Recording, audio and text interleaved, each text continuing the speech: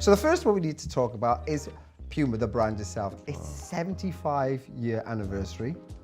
You've been with the brand 20 years now. That's what I'm saying. I felt like I've been here for half that time. It's crazy, 20 years. Let's go back to the very beginnings. What's so special about Puma, the brand, and your association? This is a brand that I've always wanted to stay with, and then over the years, you get to know almost everybody throughout the company.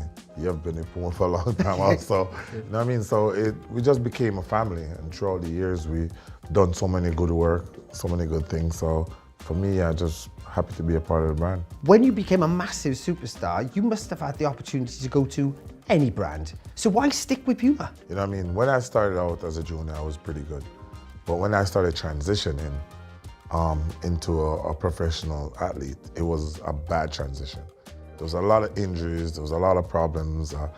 For me, I wasn't as focused then, so it took me a while to get going. So surprisingly, my contract ran out just before I really started doing well, you know what I mean? And they kind of stood by me, because they could have cut my contract or said, you know what, we're not re-signing you, but they're like, you know what, we see the potential, we've been with you and we believe in you. Do you remember your first boxer kit when it arrived? What it was like? I was just coming out of high school. You had probably like 7 pair of shoes, you know what I mean? You had 1 spike that you had to wear constantly, you know what I mean? So the fact that when I got my kit, I had like 3 pair of spikes. That was a massive deal, you know what I mean, for me. So to get all these shoes and all these gears, it was exciting, man. I was like a kid in a candy store. Did it change your perception of what your abilities are? You know, especially when you set that first, the 100-meter world record was your first of your world record.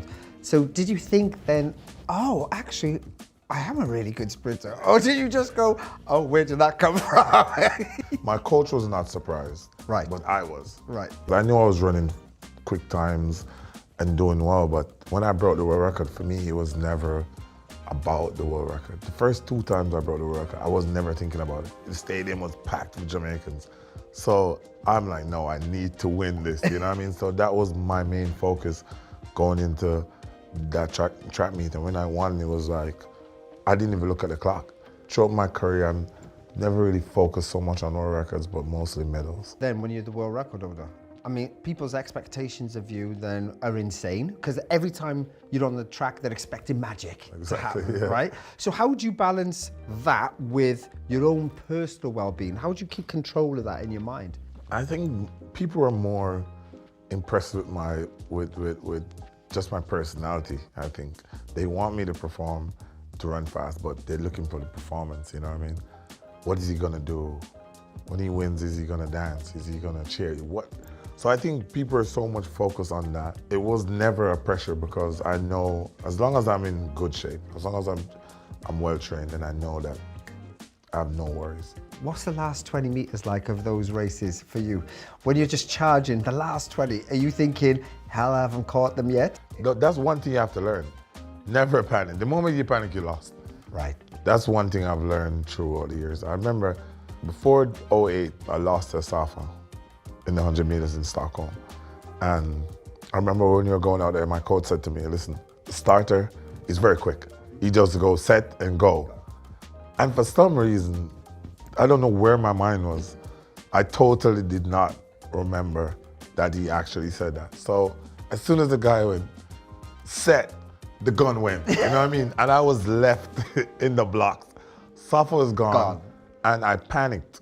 I just got up and started running, you know what I mean? Because I didn't understand everything at the time, and I just got up and started running. I almost caught him on the line, but I didn't get there. So I learned that from that moment on. No matter if I get a bad start, let's go through your steps. Budapest is round the corner, literally, in that sense. I mean, how excited are you as a retired athlete now, and I guess still a fan of athletics, to look at the World Championships and see what potential is out there? Yeah, the season is almost in full swing now. So now you're gonna start seeing who is gonna step up, who is doing well, and you can say, all right, this guy's doing well. This is gonna be a great competition.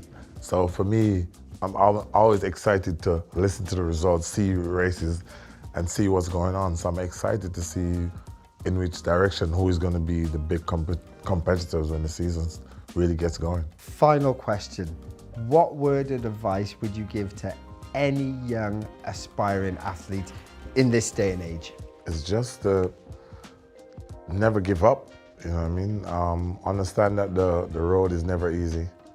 There will be challenges, there will be setbacks, but just believe in your dreams, because for me, I never thought in the longest dream or in my life I would be the fastest man in the world, you know what I mean?